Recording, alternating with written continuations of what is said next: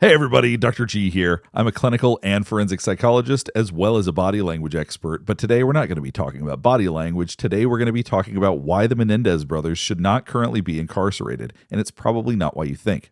Erik and Lyle Menendez, collectively known as the Menendez Brothers, are currently serving life sentences for the 1989 murders of their parents, Jose and Kitty Menendez. Before we get started with this, a couple of quick things. One, I wanted to make sure you know that nothing I talk about today constitutes a psychological evaluation of any kind. These are just my opinions. In addition to that, I do want to remind you to like and subscribe if you want to see more content just like this. All right, let's go. Since the release of Netflix series Monsters, which chronicled Jose and Kitty's murder, as well as several documentaries about the Menendez brothers, they have been back in the news. In fact, in California, they're actually looking at whether or not their sentencing should be reevaluated. But what we're talking about today has nothing to do with any of that. So I just wanted to let you know that is not what we're talking about today. I'm going to be explaining the background and helping you understand why I don't think the Menendez brothers should currently be incarcerated. And then we're going to be watching a lot of clips from the trial, much of it centered around the testimony by Dr. Oziel, the psychologist, or former psychologist, I should say, that was involved in this trial. So first and foremost, I will go ahead and tell you the two reasons why the Menendez brothers should not currently be in prison, and then we'll spend the rest of the video explaining in great detail why these two things are true. First, it's that the trial should not have proceeded because it turns out their star witness, Dr. Oziel, is non-credible and not reliable. We're going to get into great detail why that is, and I think you're going to agree with me after you get done watching parts of his testimony. Second is that basis for breaching confidentiality was fundamentally flawed, and I'm also going to show why I'm not sure that Dr. Oziel understands confidentiality well enough for him to be the expert they need to have the nuanced understanding that it required to make these breaches in confidentiality. If you're wondering what I'm talking about, it will all make sense by the time we're done with this. But based on these two ideas, I truly think the Menendez brothers should not be in prison. So to understand the significance of the evidence in the trial, you really have to understand how the police came to obtaining that evidence, and then we'll really understand why it shouldn't have been allowed. Once again, I'm fully aware that this was litigated for 2 years, but there are things about this that we need to reevaluate that I really think haven't been looked at again. First off, the evidence itself was a confession that was recorded during a therapy session with Dr. Oziel. Dr. Oziel is a former clinical psychologist, and I say former because he surrendered his license in 1997. Prior to that, he had had some issues with his license. In 1988, his license was put on probation because he had what we call a dual relationship. As a psychologist, you can't have multiple relationships with people. In other words, you can't see them as a patient and also, in exchange for therapy, have them work on your house, which is exactly what he did. Licensing board found out about that, put him on a probationary license. After that, Judalon Smith, who was his mistress and who she claimed was his former patient, although Dr. Oziel denied this, she ultimately had a settlement with his insurance company that paid out $400,000 or $500,000 from my understanding. And according to the LA Times in 1997, he surrendered his license because the Licensing Board of California accused him of having sex with female patients, as well as breaking confidentiality or breaching confidentiality. Basically, the two worst things you can do as a therapist, which is tell other people the information that is meant to be kept secret or that is confidential, and having sex with patients obviously is not, nor should it ever be allowed under any circumstance. As I said, Dr. Oziel maintains that those things didn't happen. The licensing board appears to have thought differently, but I don't have those records. I'm just going on what the LA Times said. Now, Judalon Smith, she's someone that came to know Dr. Oziel in June of 1989. She said she was trying to become a patient at the time. He denies this, said they had a business relationship. Regardless, he was married, and he was having a relationship with Judalon Smith. Now, this is important because the reason that the confidential information, the recorded tapes that should have been maintained confidentially, were in the hands of police is because, according to Dr. Oziel, he had to break confidentiality. So let's talk for a second about what confidentiality is and what the limits of confidentiality are, because it's imperative that you understand this to understand why this case is one that's built on problems. It's built on issues that truly, even if there's some that have been litigated, somebody needs to go back through this with a fine-tooth comb. So understand, there are some very specific rules about confidentiality. Confidentiality in therapy is near absolute. You can't go tell people, even if it's another therapist, even if it's an attorney, even if it's somebody who can't talk to other people about it, you can't tell them the names of your patients. You can't imply who they are. You can't talk around it and have them figure it out, because if they can figure it out, you have breached confidentiality. Confidentiality is so serious, but there are some limits. Back in the 1970s, there was a case that we refer to as the Tarasov case. In this case, it was determined that a therapist has the duty to warn a potential victim that someone has made an immediate and credible threat against them. So in other words, if someone in therapy says, I'm going to go harm this person, you call the police, then you call that person. There were 4 audio recordings of the Menendez brothers, 2 of which were allowed in court, October 31st and November 2nd. Now, from these recordings, at those times, Dr. Oziel said his life was feeling threatened on October 31st and November 2nd, and therefore, because of that, confidentiality no longer applied, and they were allowed to use them against them in court. Now, the reason he said that the confidentiality applied was because Judalon Smith is the one who took the tape recordings that took these confessions and gave them to police in March of 1990. Now, you may be asking yourself, how is it that when somebody has an immediate, credible threat, that somehow that applies to his mistress having the tapes and giving them to the police? So I don't think that it does, frankly, and we're going to go into great detail why. Like I said, this was litigated for 2 years, but there are things that absolutely have to be revisited after the first trial happened and after he lost his license. Those are essential in understanding why what the claims are may not actually apply. So on October 31st, 1989, Erik Menendez, who was his patient at the time, confessed to the murders of Jose and Kitty Menendez and said that he and his brother Lyle had jointly committed these murders. Immediately, Dr. Oziel contacted Lyle with Erik's permission, had him come in. Now, according to Dr. Oziel, Lyle then threatened his life. There's a lot of drama around what he claims he said, which we're going to get into, the reliability and the plausibility that Lyle actually said these things. But the whole case was built on the idea, or the whole admissibility of this evidence was built on the idea that Lyle threatened him directly. And in addition to that, it wasn't just that he threatened him, because he didn't call the police to say, hey, I've been threatened, I need help. That's not what happened. What he says is that because he was threatened, his wife and children were then in danger and then were potential victims, and his mistress was a potential victim as well, because they were both close to him, and therefore the threat was by proxy to them as well. He contacted his wife, told her to leave the house. She did. He decided to stay with his mistress. When asked why he decided to stay with her rather than staying by himself, because that would keep her out of harm's way, he said because he couldn't get away from her. She was too attached to him, and she wouldn't have left him alone even if he wanted her to. So it's not his fault that he had to tell her. He had to spend the night with her that night because she wasn't going to leave him alone. So his reasoning for breaking confidentiality and ultimately making all of this admissible was that he had to spend the night with his mistress, and there was no other possibility. There was no other choice. That's what had to happen. She wasn't going to have it any other way, and therefore he had to break confidentiality because then it was an immediate and credible threat to her. So the real problem isn't just that the application of this was very strange and highly questionable. The real problem is whether or not the threats were even made at all. And I think there are a lot of credibility issues. I think there are a lot of reliability issues. And I think it should very much be questioned whether or not Lyle made any direct threat like he claimed. And if he didn't, then none of this is admissible. Now, before we get into Dr. Oziel's testimony, we are going to watch just a brief minute from Bradley Brunon. Bradley Brunon is his attorney. He called him the night on October 31st that he alleges that he was threatened. Let's listen to what Bradley Brunon has to say, because I think it's very important.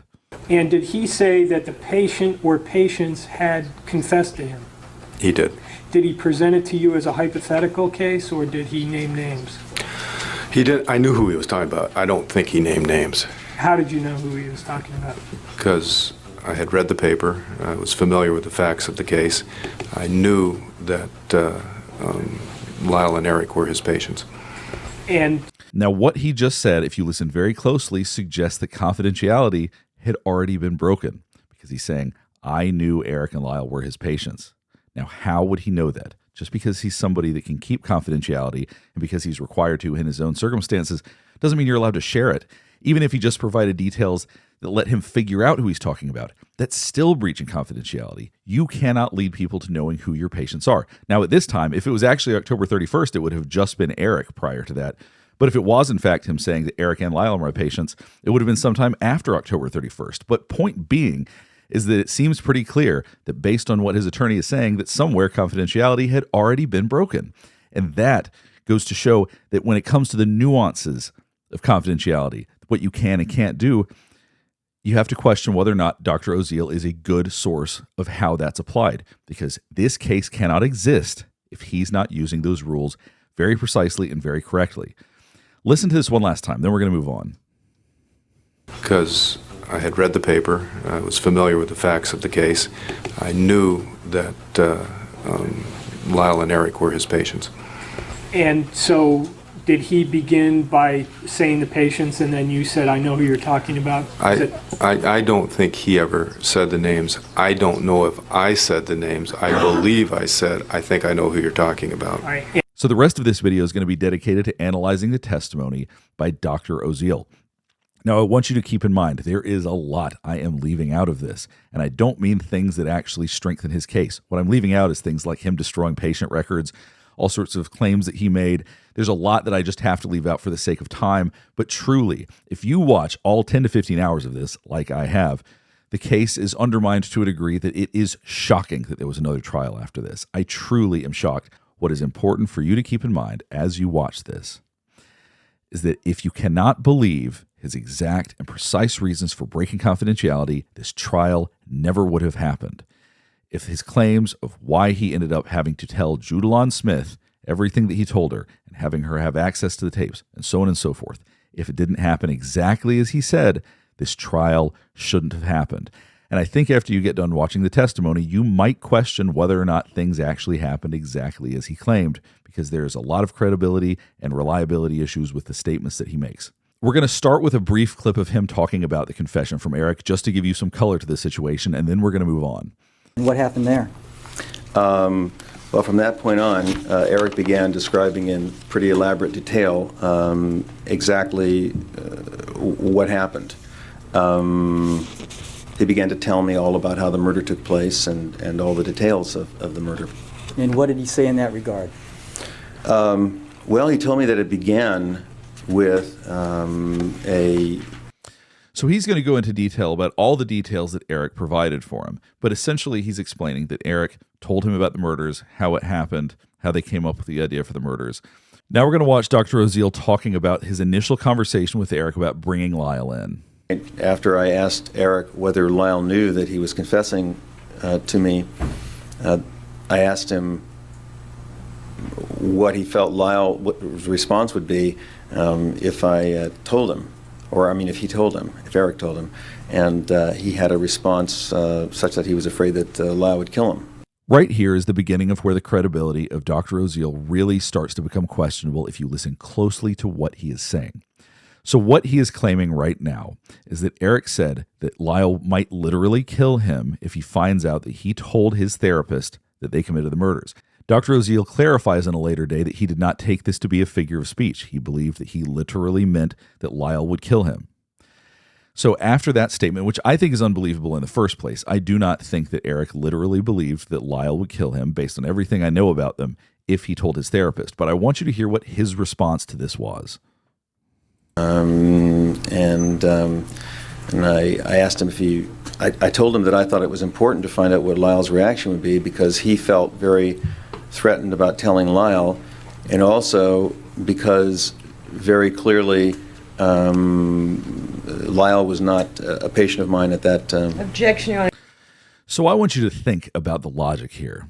So he's saying, I have a patient sitting in front of me who said, I'm afraid my brother will murder me if he finds out that I told you this. And his immediate response is, well, then let's tell him. That makes no sense. That makes less than no sense, especially considering later on, apparently Dr. Oziel saying he's fearing for his life because Lyle comes in and threatens him and says that he's going to kill him and all of these things. But truly, that's not bad therapy. That's crazy. There's no therapist that would make that decision. That doesn't make a lick of sense. We're going to go back and listen to this again so you can hear it all in sequence. Response would be if I told him, if Erik told him, and he had a response such that he was afraid that Lyle would kill him. And I asked him I told him that I thought it was important to find out what Lyle's reaction would be, because he felt very threatened about telling Lyle. The testimony is only going to get more outrageous, but there's two things here that stand out to me. One is that Erik would claim that he thinks Lyle's going to murder him, which seems highly unlikely that he would feel that way. And two, that his reaction to hearing that was, well, fine, let's call him up and have him come over. That makes no sense. And when you had the telephone call with Lyle Menendez, what did you tell him and what did he reply? I told him words to the effect, your brothers told me everything. And his response was something like, what do you mean by everything? And I said something about needing to be circumspect, and I thought he would know what I meant, and he said he would be right over. At the time that you made the telephone call to Lyle Menendez, As a therapist, the idea of doing this, the way that he's talking about this, is incredibly strange.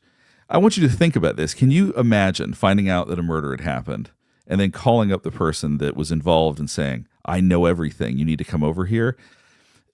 All of this is incredibly atypical, incredibly strange. when Lyle Menendez arrived at your office, did he enter into the office?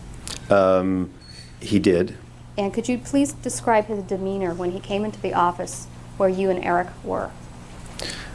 He was extremely upset, threatening, menacing. He was just extremely, I think, threatened and threatening. And when you say that he was threatened and threatening, did he say anything at that time that led you to this conclusion? Well, I think initially he began, he was very angry at Erik, and he was... All right, the objection is sustained. The answer is stricken. Did he express his anger verbally by saying anything to his brother Erik? Yes, he did. He got into a major argument with Erik about how could he have done something like this? How could he? And here's the challenge. Some of these conversations, it may have happened exactly like that. That part may be true. And the fact that it's things like this that are mixed in with things that sound bizarre and exceptional and strange makes it all more confusing for people to listen to. But as a therapist and as a psychologist, and not that everybody has to do things the way I do, the things that he's saying that he did, the questions he's asking, the statements he's saying he made are highly unusual. Now we're skipping a little further ahead, and there are a number of times that Dr. Oziel uses lies for his own benefit, and he acknowledges this. This is not me suggesting that these are lies. He'll tell you things that he said that were lies, but I want you to just listen to this because we're going to come back to it later on. This information in that particular way, that it could be of use. That's correct. Okay. And at that point, did you tell him that you had kept notes from the October 31st session and placed them in a safety deposit box? Yes, I did. And what did you tell him that you did in regards to the safety deposit box? I told him that I believed that there were 3 safety deposit boxes, not one, and that I had placed notes in the safety deposit box with a note or notes that stated that if I were to mysteriously disappear or be murdered under a certain set of circumstances, suspicious accident, that the notes that I had taken would be revealed. I can't be the only person that finds this completely absurd. The idea that he acknowledges that this was a lie, but he's saying he made up this lie to save his own skin, basically. But the idea that this is an actual conversation they had. In the real world, when threats happen, you just call the police. Like, this is not how people behave. This is bizarre. It's unusual. But what it establishes is that he's willing to make up lies to save himself. He does this in other times during the trial as well. But he's establishing it's fine to lie. He doesn't seem to have a huge problem with that if it serves a specific purpose. And did you tell Lyle and Erik Menendez why you had taken this precaution? Yes, I did. And what was your reasoning that you told them? Because I felt in the prior session that that there was a strong threat to my life. First of all, he said, I felt there was, not they threatened my life. Now, at that point, did Lyle Menendez respond to you? And I'm referring now to page 9, the last third of the page. Did Lyle Menendez respond to you after you said that you had felt threatened after October the 31st? Yes, he did. And what did he say to you about that? Well, he laughed and he said that I should have felt threatened, because immediately after the session, he and Erik had sat in Erik's new Jeep, and the first statement that Lyle had made to Erik when he got into the Jeep was, "Now how do we kill Oziel?" Erik Menendez confessed to the murder on October 31st. Lyle came in, he claims was upset, was threatening to him. They come back November 2nd.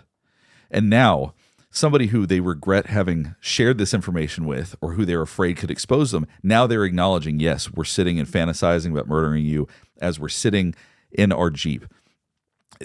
We're going to keep going. There's a lot more to say about this.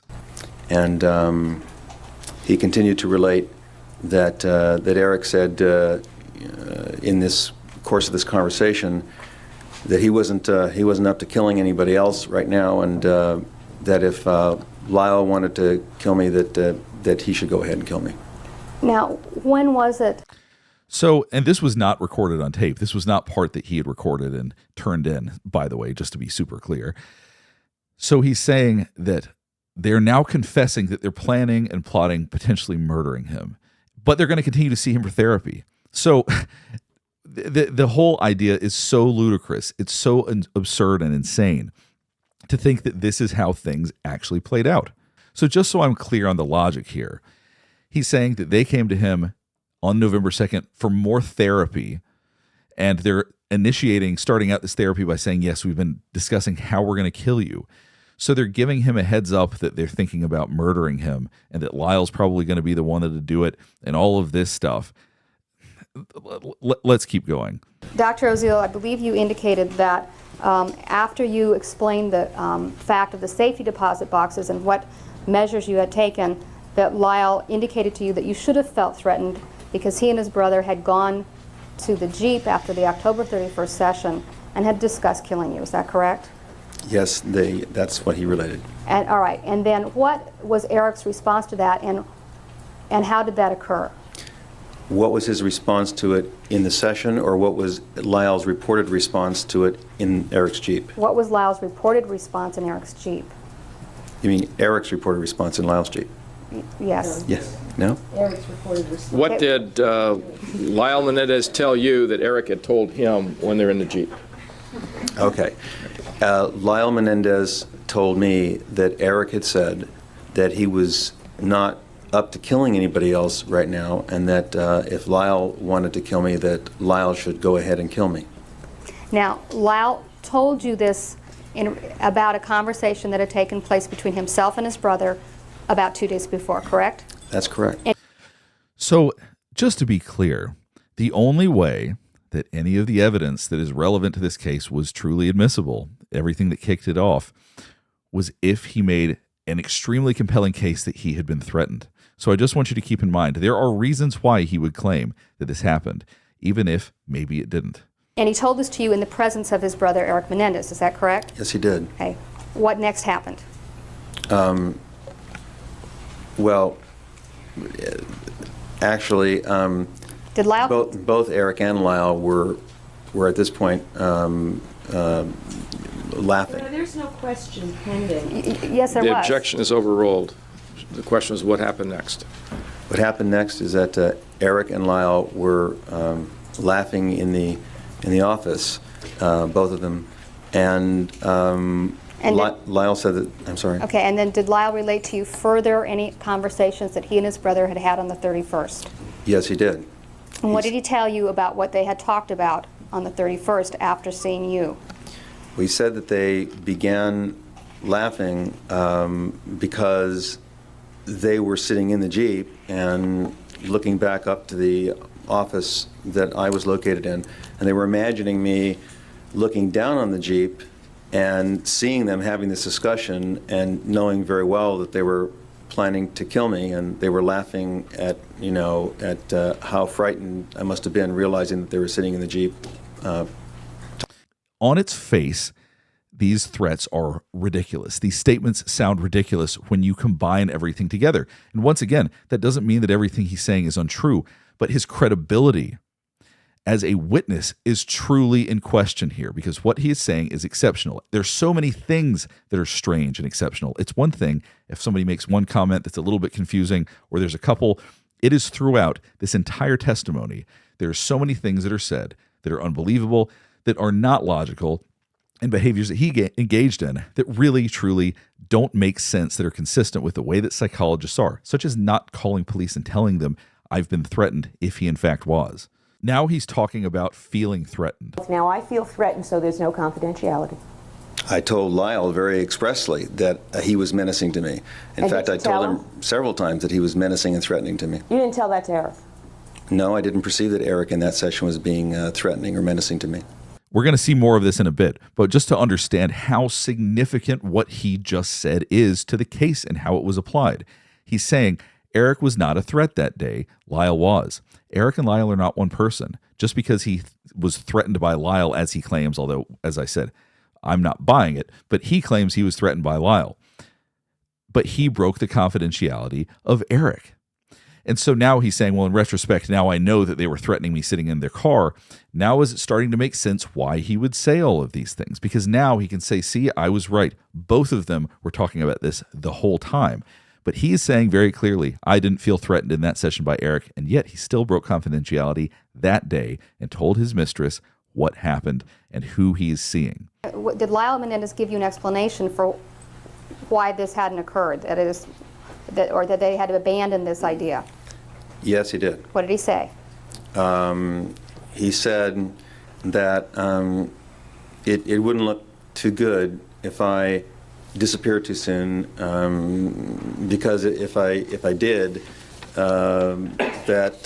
it might begin to cast an unwelcome light on them, that if the Menendez's therapist disappeared soon, and might not be a good idea. And then after that, I'm sorry. Okay, and then after that, did Lyle turn to you and say something? Yes, he did. Did he ask you a question? Yes, he did. What did he ask you? He asked me if I was frightened And what did you respond? about what he had just told me. And I said that I really didn't choose to live in fear ordinarily. It wasn't how I really chose to live my life. And what did he respond to you when you said that you did not choose to live your life in fear? He said, neither did my father. These interactions sound a little bit absurd, and on the fourth day of testimony, the defense actually challenged some of what he's talking about right now, because he wrote down that Lyle laughed sardonically, and they challenged him on the fact that he used to write plays, that in college he wanted to become a playwright, and they were asking him of whether or not this was essentially him writing a play, because there are aspects of this that just don't sound real. And for those of us that work professionally like this doesn't sound real. Now, his mistress, Judalon Smith, claims that she was in fact in the waiting room and witnessed parts of this, and there's a lot of conflicting information she provides. Now, I'm not going to show any of that because I don't think that she's a credible witness either, but my point is that neither of them are credible witnesses. I don't know who to believe. I don't think you should believe either one, because nothing they say really lines up or matches. So, as I said, I'm not going to bother comparing what she says to what he says, because I don't frankly think that either one of them is credible enough to rely on. So now we're going to watch some of him talking about who he called the night he was allegedly threatened on October 31st. Now, one thing that he had eliminated is that there was no chance that he was going to report this to police because it was too risky, which is, once again, a ridiculous idea. If somebody threatens you and you're a therapist, the first thing you're going to do is call the police under any circumstance. If you believe that you could potentially be harmed, I guarantee you that is the first person you will call. Now let's watch some of him talking about who he called in terms of who he had a duty to warn. You remember calling your wife? Yes, I do. Okay. And did you tell your wife that you had been threatened and that she should take the kids and get out of the house? Words to that effect. Okay. And to the best of your understanding, was your wife complying with that? Yes, she did comply with that. And did you go over to your house after you left your office to get anything? No, I did not. And where did you go to stay that night? I went to the home of Judalon Smith. Now, you have told us very explicit language, Dr. Oziel, that you were in fear of imminent murder at the hands of Erik and Lyle Menendez that night. Is that right? Objection argumentative. Is that how you felt? Imminent danger of murder at the hands of Erik and Lyle Menendez? Yes, I did. Okay. And therefore, you wanted to put yourself out of danger. Is that right? That would be correct. And I think you've also said you thought your wife and children would be in danger. That's correct. And you love your wife and children, do you not, Dr. Oziel? Yes, I do. So you had your wife take the kids and go to a hotel, is that what you did? No, that's not correct. Well, she went to a neighbor's that first night? That's correct. And you didn't seek to be with your wife and children to look over them at this time of great danger? Actually, I thought that if I was with my wife and children, that would increase their danger immeasurably, because my fear was that that Erik and Lyle might that evening have come looking for me. They knew where I lived, and I was afraid that if, in fact, in some way they could have followed me to where I was, they would have found me with my wife and children. The reason I stayed away from my wife and children was specifically to be protective of them. So for the safety of his family, he's not going to call police. So I don't see how anybody could say this with a straight face and believe that his credibility is not starting to crumble. So are we actually supposed to believe that he was directly threatened, chose not to call police, and then chose not to stay with his family for their protection and instead spend the night with his mistress? We'll get into the reasons specifically why he did that. But this all starts to sound ludicrous once we're really getting deeper into this. Follow you. They could have been out there lurking. Didn't you consider that? Yes, they could have been. And so if they were out there lurking, you were about to lead them to your girlfriend. Is that right? Well, if in fact they were out there lurking, that would be correct. So now let's jump ahead a couple more minutes so he can explain why instead of just staying by himself, he chose to stay with her, if that was putting her in such imminent danger. I did not believe that it was going to be very easy to not have her, just not have her be around or have an association with me. You mean you couldn't avoid being around her physically? Is that what you're saying? She followed you. She showed up in your house. She dogged your steps. She stalked you. Is that what you mean? You couldn't physically separate from this person? Sustained. Are you saying you couldn't physically avoid this person? I'm saying that I think it might have been difficult for a number of reasons. So essentially the claim is he couldn't get away from her the night that he claimed he was threatened. Therefore, she was in the sphere of danger, and therefore her having access to who they were and having access to those tapes and all of that was appropriate because she was then, by proxy, going to potentially be harmed. And therefore, that is what the basis for breaking confidentiality is based on. And without this exact situation, there would be no case. To me, this is, once again, completely ridiculous. And I don't see how something like this hasn't been revisited where they go, the confession is not admissible because this is not reliable. This claim does not seem to be credible. Now he's talking a little bit about his relationship with Judalon Smith. So would it be fair to say that you start having a sexual relationship with her, and after about a month of that, you want to get away from her? Something like that. Did you give her therapy during the time that you knew her? Absolutely not. Did you ever give her drugs? Absolutely not. She sued you claiming that, didn't she? She claimed it. You settled the lawsuit, didn't you? I didn't settle it, no. Your insurer did. The insurance company settled it, but I have a pending claim against Miss Smith. They settled it for between $400,000 and $500,000, did they not? So he very clearly acknowledges having an affair with Miss Smith. Now, one of the challenges with this is, once again, this goes along with the idea that he will lie to get what he wants. That's what cheating is. You are lying. You are in a married relationship, and you are going outside of that marriage. That inherently is a lie. So that's another part where we can see that he, in fact, by his own admission, is having a sexual affair outside of his own marriage. On the tapes that Miss Smith made for the police, can your voice be heard threatening that she will die if she goes to the police? No, my voice can be heard warning them that I thought that Erik or Lyle would kill her if she went to the police. And when she said to you, Erik and Lyle will be in jail, they can't kill me, you said, well, I'm going to make sure, I'm going to put your name and the names of your friends in a file and make sure that they know that I'm not responsible for giving out the information. Do you remember saying that? No, I don't remember it, but it sounds like something that I could have said based upon the fact that she was threatening to go to the police, and she had previously threatened to falsely tell Erik and Lyle that I had been telling multiple people about the fact that they had they had committed the murder of their parents, which is totally false. So right here, once again, he seems to be acknowledging that he's willing to say things or do things that are either manipulative or say things that are not true if it gets the results that he needs, because he's saying Judalyn Smith essentially has to be controlled, and so I will do these things if I have to control her, because otherwise she might have gone to police. Right now, they're challenging whether or not Judalyn Smith was a patient of his, so they're showing a document that he signed that basically said she had a specific disorder. Watch his reaction to this right here. And it's signed by you, correct? Appears to be. Well, do you have any doubt about that? I don't remember the letter. So the signature looks like it's mine, but I don't recall the letter. You think it might be a forgery? Didn't say that. I said I don't recall the letter. So here's a letter that potentially, and may have been used in the lawsuit that was against him, that he won't acknowledge his own signature on. He's saying that he doesn't remember it, but he won't answer things directly. He won't just say yes or no, it's not my signature. We'll just keep watching. I'm asking you, you recognize your own signature, do you not? It appears to be my signature. So we'll take a look at it. I did take a look at it. And do you know your own signature? Roughly, that looks like it resembles my signature.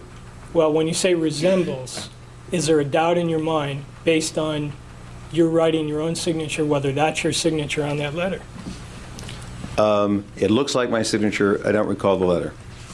Right. The question is that your signature based on your... Let me back up. Do you know what your own signature looks like? Ask me. Well, specifically, Ms. Smith called me and told me that she was having these symptoms, and she asked me to do her a favor. I'm assuming that that's what this letter relates to, and the favor had to do with her having a small claims court hearing where she felt that she wasn't feeling good and was having panic attack symptoms and so on and so forth, and said she was going to lose her case if, in fact, she didn't get some sort of an excuse or letter or something, putting it in writing so she could use it to try to get a small claims court extension so she wouldn't lose several $1,000s in rent she was due or something of that nature. So basically, he's acknowledging that he would be willing to write a letter that he seemingly doesn't believe in for court. He's acknowledging that he's willing to lie as a favor. Clearly, this would not be ethical. Just to be super clear, writing a letter for somebody like that, that's not ethical. So I would be willing to do things that are not ethical as a favor to somebody. Does that not undermine his credibility with everything so far? Let's keep going.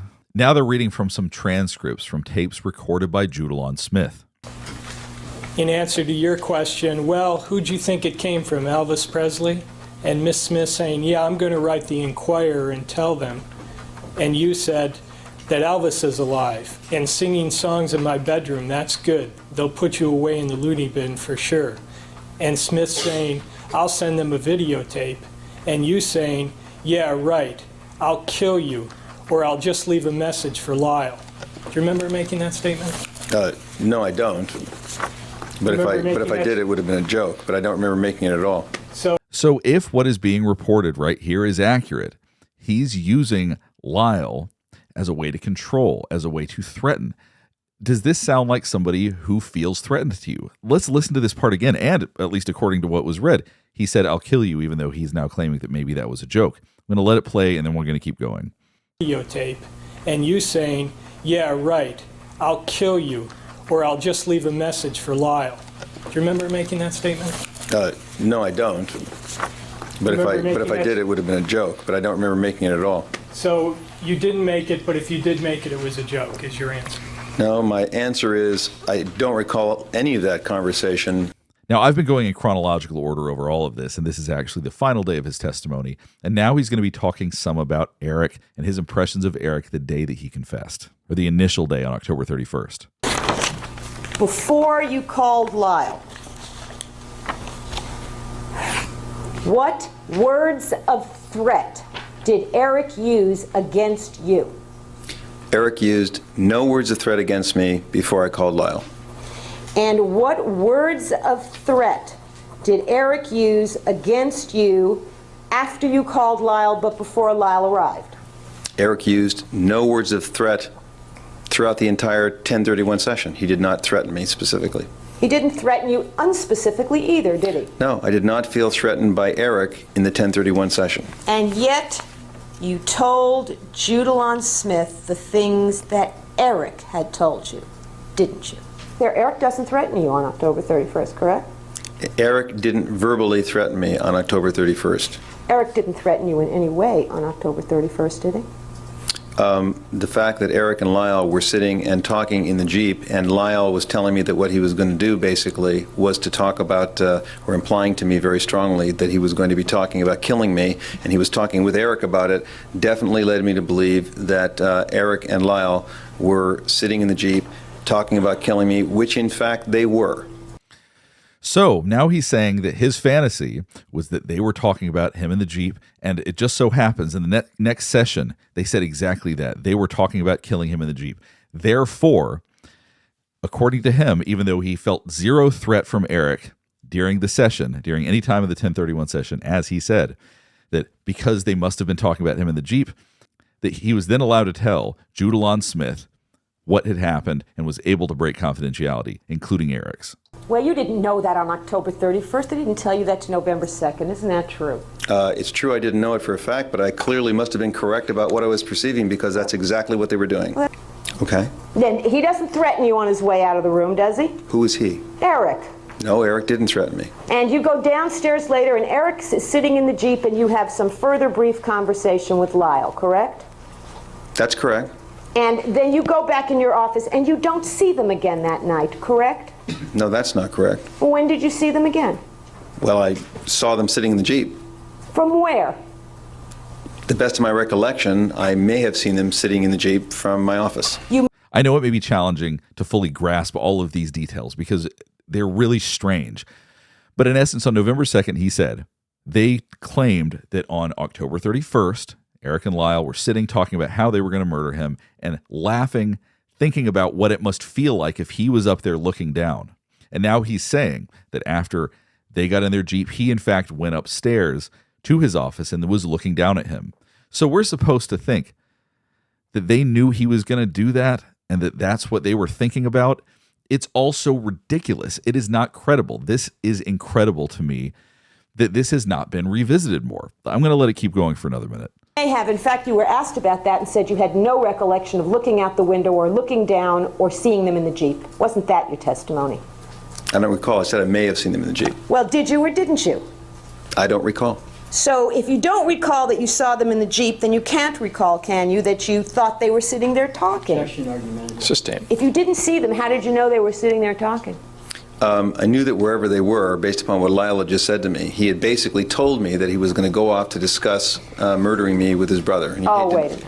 You're saying he told you, that's the first time you've ever said that. Counsel, again, is... State to anyone before that Lyle said, I'm going to go down and talk to my brother about murdering you. You ever used those words ever before? I communicated that content, but I stated that he did not use those words, and he did not say, I'm going to go downstairs and talk to my brother about murdering you. But the words he used basically communicated the same concept. To you. We'll go ahead and wrap things up here, but let's summarize a little bit of what we saw today. So I basically said that I think for two reasons the Menendez brothers should not be in prison. One of them being that I think that the rules were applied improperly, that I don't think that the reason to break confidentiality was legitimate, and also the credibility of the star witness who provided the confession or who was responsible for recording the confession. There are so many points in this trial that undermine the credibility of all of the statements that he makes. If people want to argue the Menendez brothers should pay for their crimes, that's not what this is about.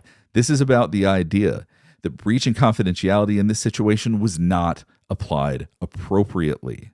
How this hasn't been effectively appealed yet is beyond me, because it seems like the only way that they get a confession is if every single thing that Dr. Oziel said would be 100% accurate and true. And there were a lot of inconsistencies throughout the entirety of this testimony, and I didn't even go through all of them. There's so much more, but this video would have been like 5 hours long had I actually gone through it all. There's so much more. This was just the stuff that really stood out to me that I thought would be worth talking about. Hopefully at some point these aspects of the case get revisited, because truly the confession is unjust. That should never have been admitted based on the circumstances discussed by Dr. Oziel. So if you have any thoughts or you have anything specific you want me to analyze or anything you want me to include or to do another video, please let me know in the comments below. Last thing before we get wrapped up is I do want to remind you to like and subscribe if you want to see more content just like this. All right, thanks for watching.